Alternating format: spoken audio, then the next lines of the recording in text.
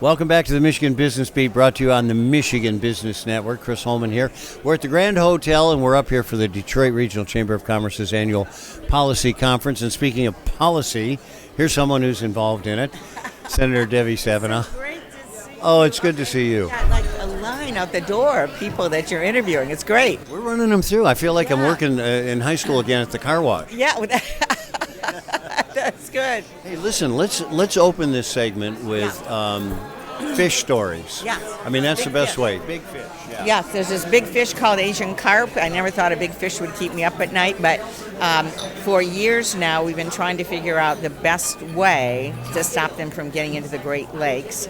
And now working with the Army Corps of Engineers, we have a very specific plan for the first time. We actually had to get them to pay attention to the Great Lakes in terms of the Asian carp. And now there's something called Brandon Roadblock and Dam, which is 40 miles south of Chicago, where all the rivers come together. And so this is the spot where you can actually put in technology. It doesn't stop the barges or commerce, but they've given us 3 specific recommendations. One, interestingly, relates to sound technology because these fish jump on the water, and so there's like a big boom technology under the water that they're going to do, plus electric fencing, plus a third area. So our delegation on a bipartisan basis in Michigan is going to the Brandon Roadblock and Dam July 1 to meet with the Army Corps, meet with people from Illinois. We're moving forward now in appropriations, and we actually tangibly are at a point. We've been talking about it for a long time, but we've lined up everything now, got the science, got the Army Corps, so we can move forward to get this done. Well, and people don't realize the economic ramifications of this Asian carp getting. I mean, it's the sports fishing industry, the commercial fishing industry. We have $7 billion plus fishing industry, $16 billion boating industry. These big fish respond to boat motors and literally jump out of the water. We've had people get their noses broke on jet skis, people that are skiing that have been, seriously hurt. These fish jump up, they jump into the boat. And so, it makes funny videos, but if you imagine out in the water, this is not so funny. And they're voracious eaters, too, from what I understand. They have no functioning stomach, which is interesting. So they eat, there's technical terms, but I say they eat all the fish food, which means all the other fish die because there's nothing left. And they just continually eat. No stomachs. Boy. Yeah. I can relate to that. Let's talk about the farmer now. Let's move from wet to dry. Yes. Things not going well. These are pretty tough times for the farmers, and especially over the tariff wars. This is a very tough time. I should tell you that we've had more dairy farms closed than any other state for multiple reasons, but a very tough time. And what's happening in terms of tariffs has really hit our farmers, right between the eyes, because they need markets. And so, I've always said I want to export our products, not our jobs, so trade policy does matter. But for our farmers, they need markets. And what's happened is, with all the tariffs, particularly related to China, they are losing their markets. And if it continues, this is already very serious, but it's going to continue to get even worse for them. Well, the big problem is, and anybody will tell you this, when you lose a customer, it's getting them back.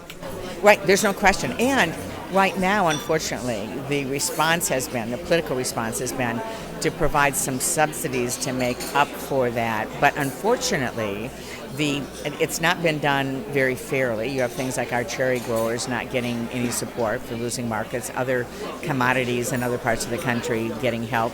And to add insult to injury, I can't actually believe this, but some of the processors, JBS, for example, which is a Brazilian company, has gotten American taxpayer dollars as a subsidy, while Brazil is now taking our markets. Taking the Chinese market, you bet. And so I'm very concerned about that. Smithfield Pork, which was bought by a Chinese company, was going to get subsidies from the Department of Agriculture. I raised this issue. Others did. Smithfield decided not to take it because it was so politically volatile. But they were going to give a Chinese-owned company subsidies while the Chinese were the ones, that were doing this. So I'm the number one advocate for our farmers, but this is not well thought out. Well, it's kind of interesting because you want to know where to put the blame because we started the tariff war basically. Right. Things were running pretty well, and I think you talk to any farmer, they like a free market.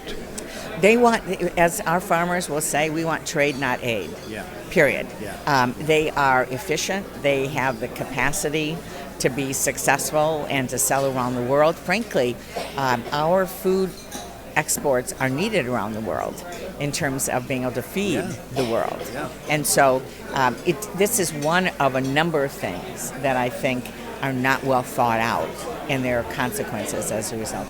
All right, so you got 30 seconds to clear this all up. The tenor in Washington, is it getting better or worse? We're in a very difficult time. I put my head down and find ways to work across the aisle every day in spite of it. But we are at a point where truly we really do have a president who believes he's above the law, and trying to figure that out on how you proceed is something that constitutionally we're required to do. And so it's a very difficult time. But in spite of that, I do everything I can to continue to get things done for Michigan. Well, just make sure you're checking your Twitter account, okay? Oh my goodness. Oh, yes. Every 5 seconds. There you go. Yes. Senator Debbie Stabenow, thanks so much. It's always great to see you. Thank you. It is. All right. And you're listening to the Michigan Business Beat, watching it as well on the Michigan Business Network. I'm Chris Holman. We'll be back more with a whole lot more in just a few minutes from the island where we're attending the policy conference put on by the Detroit Regional Chamber of Commerce.